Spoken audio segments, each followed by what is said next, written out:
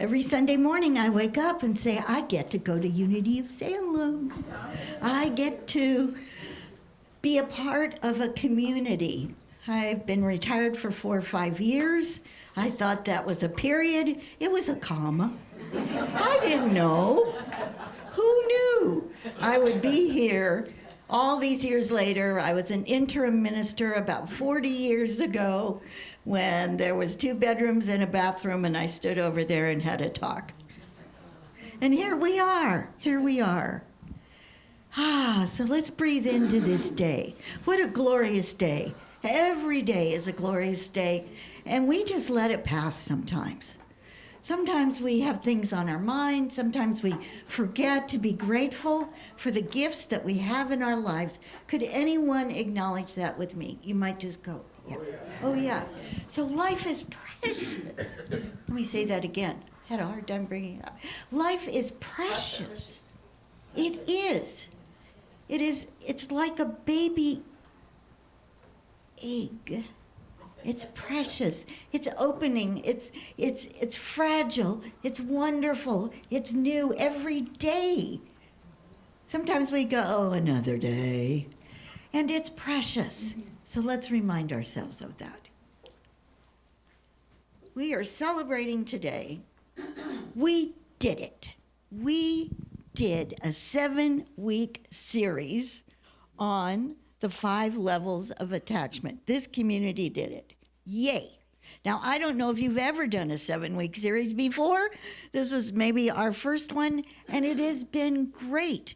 We have seen such an incredible coming together. We had a team that chose the co-creating of a bright future, a team of people that chose that.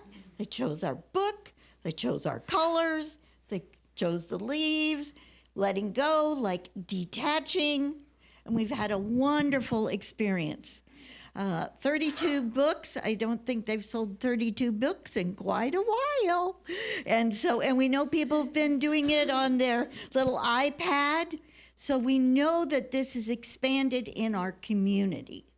That's what it's important to remember, is that we didn't just do this as individuals, we did it as a community. And that deepens our spiritual growth. That expands our spiritual growth and reminds us we're not in this alone. Anyone ever feel like I'm a lone soldier on a path? There's 3 of us. Back row, okay. I felt like I was a lone soldier and I was on a path and I didn't know whether to go straight, left, or right. And somehow, I knew what step to take. And that step brought me to unity. And that step has brought you to unity today. So we have spent weeks studying the 5 levels of attachment, talking about what they mean in our lives and how they connect us to reality. Now, when we realized that we were doing a book on attachment, we did think that this has to do with ourselves and with this Salem Unity. Salem Unity has held on to things for 50 years. We have been doing a big clean out. There are things from almost 50 years ago still here. Purchased, loved, and kept. Anyone ever done that? Where you purchase something, it was good at the time, you put it in a good place, and now you can't even remember where it is. Would you agree with that? Okay, so that's what happens even with our attachments. Now, our dear Roland did such a good job today on sharing about the food bank. He told me one of his attachments is not speaking in public. And he did it. So he asked me last week, what is it if we have a good attachment? Now, what is a good attachment? I said, well, give me an example. He said, I'm attached to the teachings of unity. I went, oh, yeah. Well, that's interesting because we can be aligned with the unity of teachings. we can experience a connection with the unity teachings. However, if we begin to say that the unity teachings are the only way, then we're in trouble. Then we forgot that the Buddhists were way ahead of us. Buddha was before Jesus, let's just be honest, way ahead of us.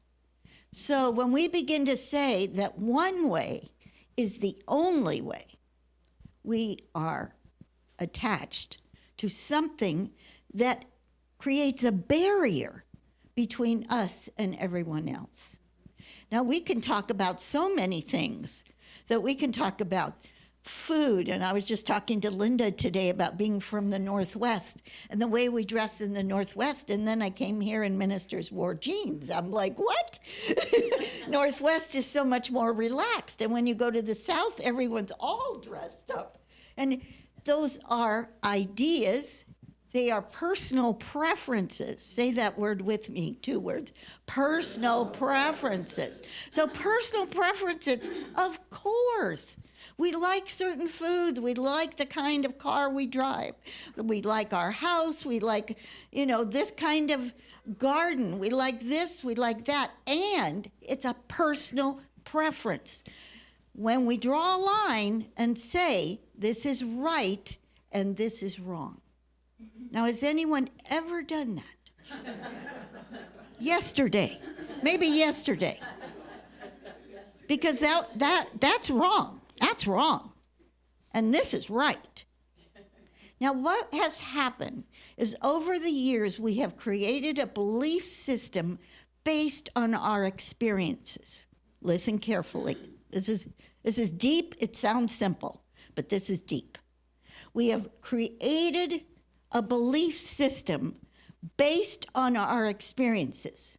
Now, maybe I'm just, I use simple examples so it's easy to begin there.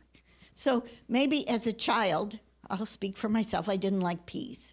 So then I never liked peas. So then I never ate peas. I didn't understand people who ate peas. I mean, it just goes on and on and on. Guess who loves peas now? That would be Victoria. Because I was willing to change my attachment to being right. There was a point where I realized millions and billions of people eat peas. Maybe that could be okay. Now, once again, I'm using the tiniest, literally, example of how we do this. So that was my experience as a child. I tasted peas, I didn't like them, blah, blah, blah, blah, blah. On and on it went. So we think of something in our belief system that we experienced. Miguel Ruiz used an example of having a broken heart by a girlfriend. And someone dumped him. Well, can't trust people. Anyone ever go to can't trust people? Yeah. So then he carried that onward to the next girlfriend. And of course, you couldn't trust her. Why? Because he believed it. Now the third girlfriend he really liked. And sounded like in his story they were living together, and she was to be at the apartment at a certain time, and she wasn't there. Can't trust people. She ran in late. She'd been shopping and bought all this food to make a special dinner for him. Pivotal point. Where do I go? Where do I go? Do I go to my back history, stomp my feet and go out, throw her out? Can't ever trust people. That's my basic assumption. You can't trust people. Anyone ever just slightly ever thought that? Just occasionally. Just so tiny. And then you went. Now, some of us may even be there now because we get to a point where it's so ingrained, we don't even know what it is. We just automatically turn on the switch. Can't trust people. And so we create a barrier in our life from the good that is coming to us. Now, how do we change that? Is that the question? How do I change my basic assumptions? First of all, I'm aware of them. Duh, of course. I don't trust people. What is it that makes me not trust people? Well, I look back, childhood, friends, what created that belief system? Is it true today? Would I be willing to change that belief system? Course in Miracles, my favorite saying, would you rather be right or happy? Right. I'd rather be right. I can remember being 35 years old probably, standing in my little kitchen in Portland, Oregon, and I just started studying the Course in Miracles. I've known of the Course in Miracles since it was a mimeograph sheet of paper, and since it very first started. And I've had groups all over the country, Course in Miracles groups. At this point, I was just starting out in ministry. I was married to a man who's eventually died of cancer, and I was just standing there, and I was really upset about something. I mean, I was really upset. Now, I don't know if it was really important. I'm just saying I was really upset. And we used to have little cards with sayings, and I had pulled that card, and it said, would you rather be right or happy? And I was sitting in my kitchen window, and I just looked at it, and I went, I'd rather be right. Because I'm right. And you know who's wrong? Whoever it is. And then I went around my business, and I was right. And I was a little huffy, and I was a little, And then I came back in the kitchen to do dishes or something, and there it was, right again. Would you rather be right or happy? I went, right. I'm right. Went on, did my things, come back. That dang card was still there. I want you to know, all day long, I was right until about 9 o'clock at night. And I went, oh, okay. I'd rather be happy. Now, how often do we stand on a personal preference like it's law? How often do we stand on a personal preference and keep those we love, good experiences, so many things at arm's length? Because there's a belief, it's our ego, we can admit, it's our ego. We believe that we are right. Shifting that is huge.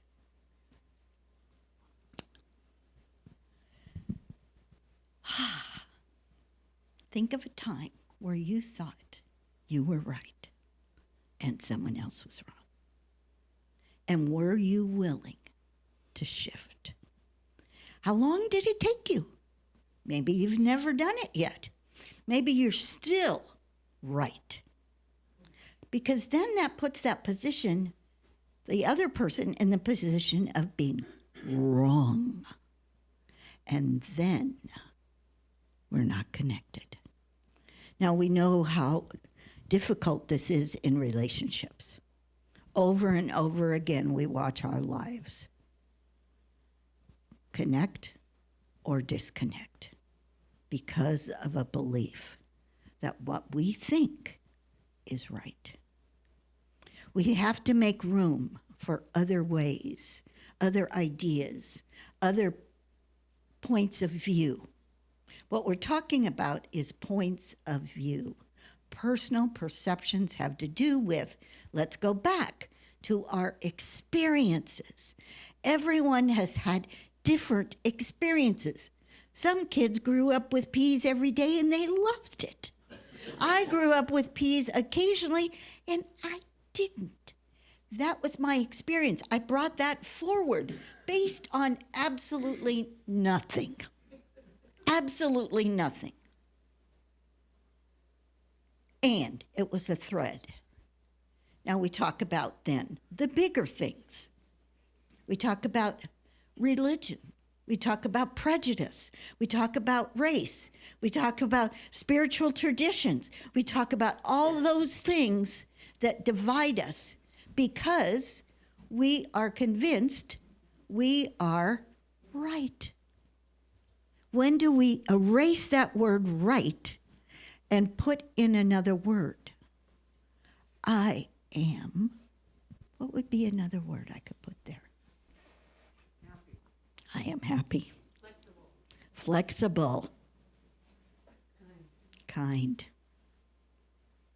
Connected. Forgiving.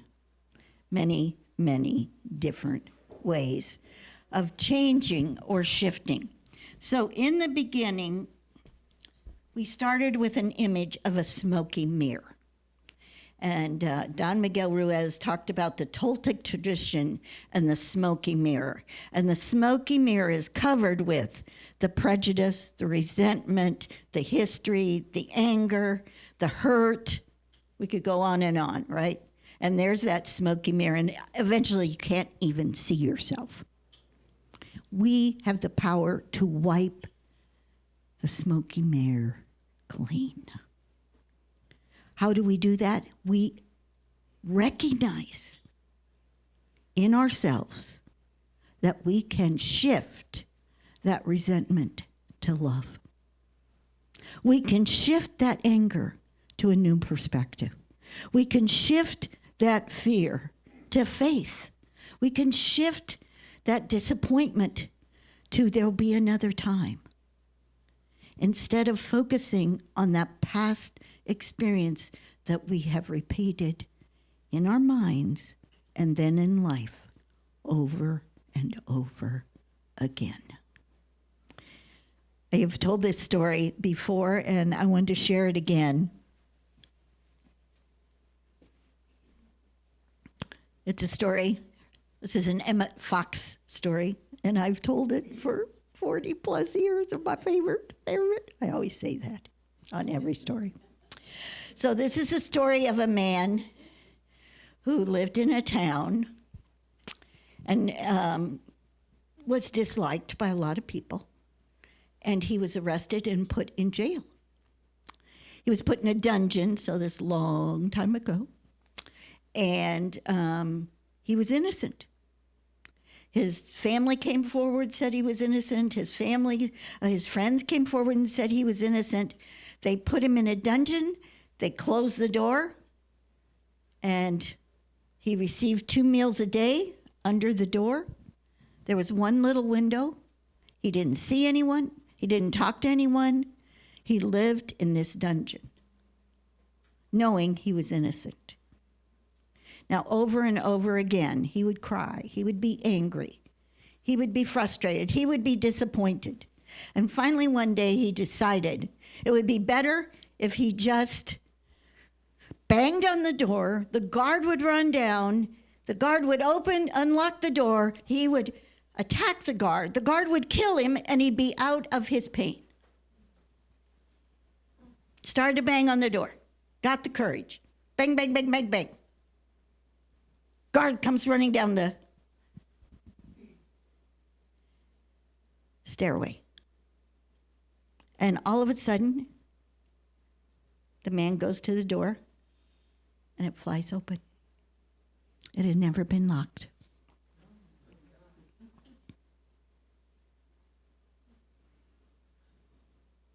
We locked the door.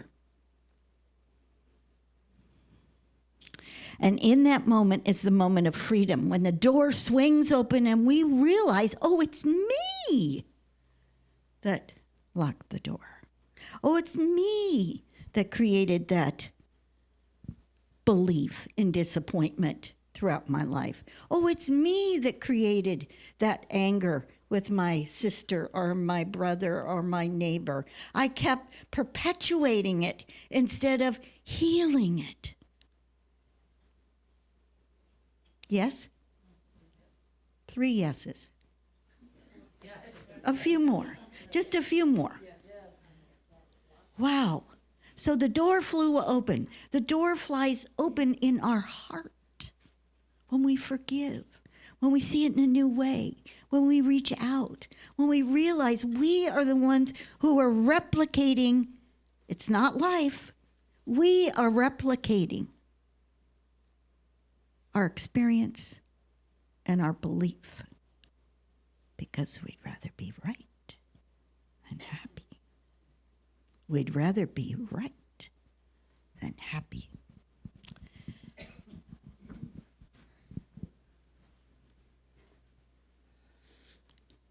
So today, we have the opportunity to open the door.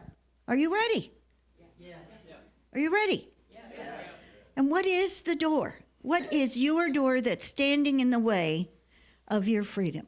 What is the door that is standing in the way of your happiness? What is the door? What label would you put it on? What has made your mirror so smoky you can't even see your nose? How do I clean the mirror of anger, mistrust, resentment? How do I do it? So we're going to go into meditation.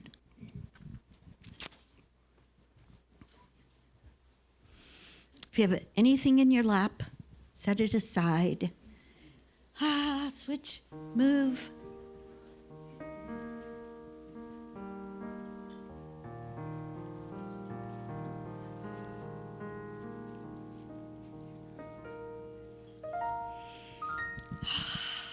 Listen, breathe with me. Breathing in and out. In and out. In and out.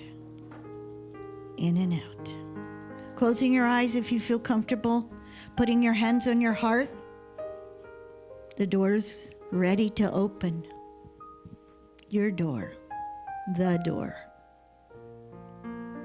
Freedom. No longer a prisoner.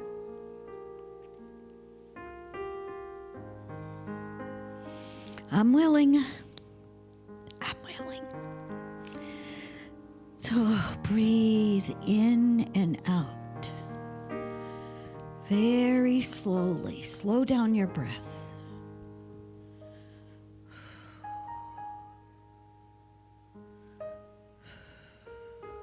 And if your mind begins to wander, bring it back to center, to the breath.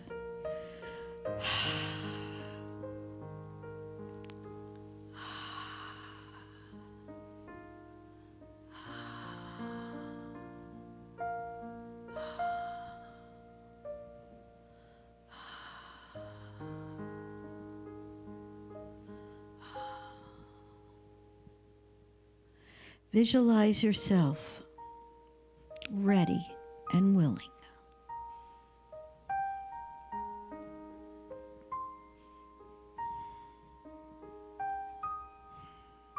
to be in your heart of hearts.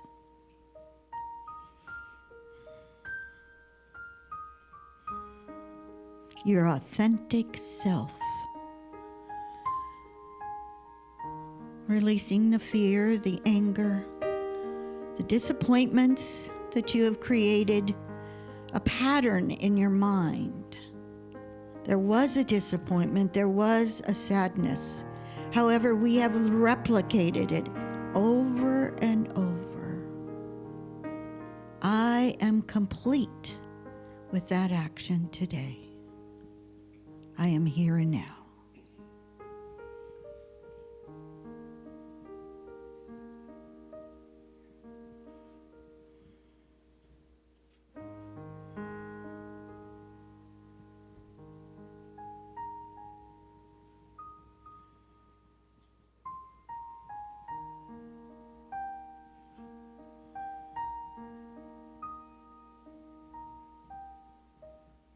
We're going to sit in the silence and do our work.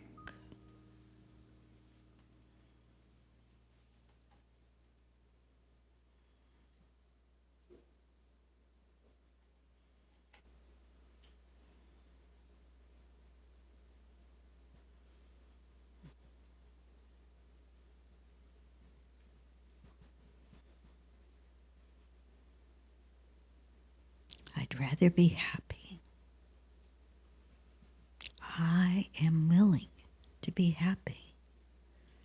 I am willing to let go of that which is standing in my way, that which I have placed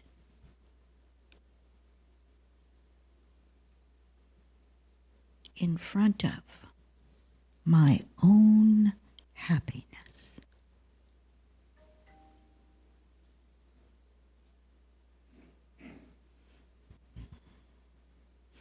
We know Spirit is at work, and we feel lifted, we feel lighter. And if this is just the beginning and you go home and you work on this more today or throughout the week or throughout your life, we have taken a step together. When we take a step in community, it is stronger, it is more powerful.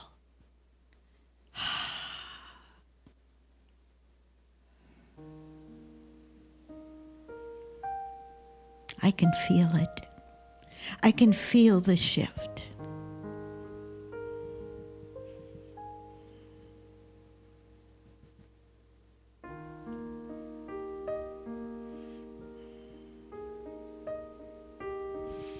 We acknowledge our authentic self, the precious spiritual being that has come on planet Earth.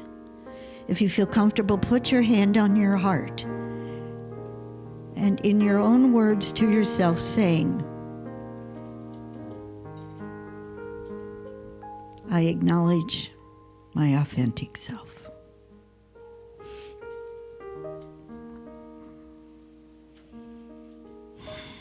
And so it is. And so it is. And so it is. Very slowly, quietly, and gently, opening your eyes when you're ready. Letting that smile come across your face. I'd rather be happy.